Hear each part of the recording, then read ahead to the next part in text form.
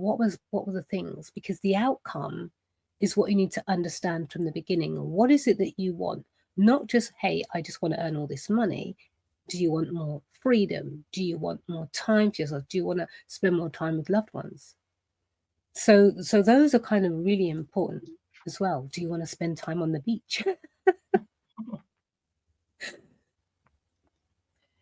And also, you said that for yourself, and you can maybe correct me if I'm wrong, but it sounds as though you knew your purpose when you said you knew from a young age that you actually did want to run your own business, work for yourself. So, at what age did that idea come to you?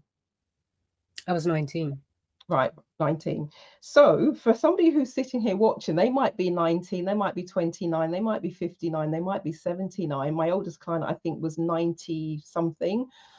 Oh, If they wow. haven't, I know, and she was just starting a new business, which I thought was amazing.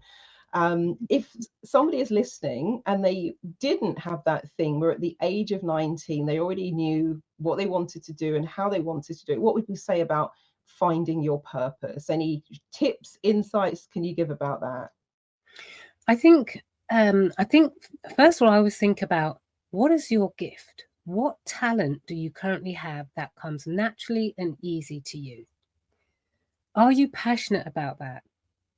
And look at, is there some form of training that you need to do? Because I would say be the expert. And if you're not the expert, go out, do the training, find out what it is that you need to do to fill those gaps.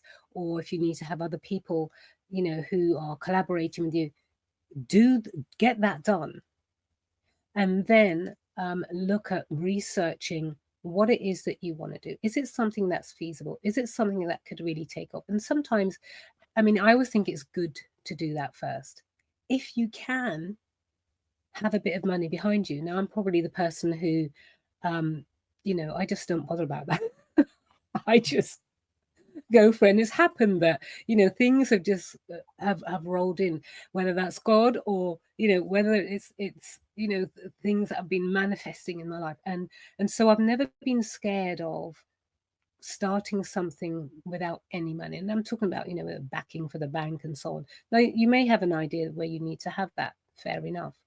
But I feel that to kind of really look into what that is and who you are as a person, because the other, like I said, the other big side is like, can you manage what comes? Can you cope with what comes? And how would you cope?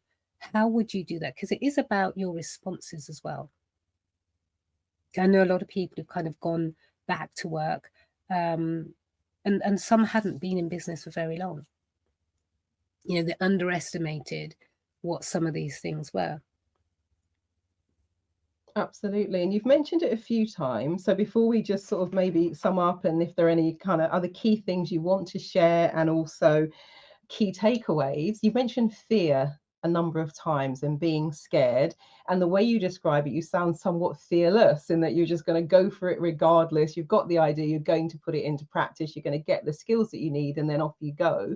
So, for people who are sitting here who have the great ideas, they maybe know that they're not stretching themselves. They know that there is something more that they want to do, but they are gripped with fear. What would you say are some of the things that allow you to move forward regardless? I think number one, be the underdog. Okay. That way the pressure's off. Okay. So if you be the underdog, and that's what I do. And then I think the other thing is to think about you as a person. What are what are the normal things you tell yourself compared to what you say to someone else? So you might tell a friend, yeah, go for it. But then yourself is like, no, I can't do this. What are you saying to yourself?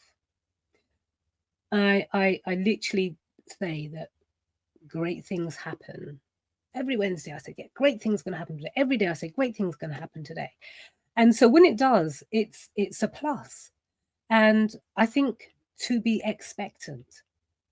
And I know people think, oh, you have to be real. But I think when you are expectant, you yourself are going to be stepping out or stepping full out or more than maybe someone who's probably hesitant, procrastinating, and so on. Believe in yourself. And the thing is I do believe in myself.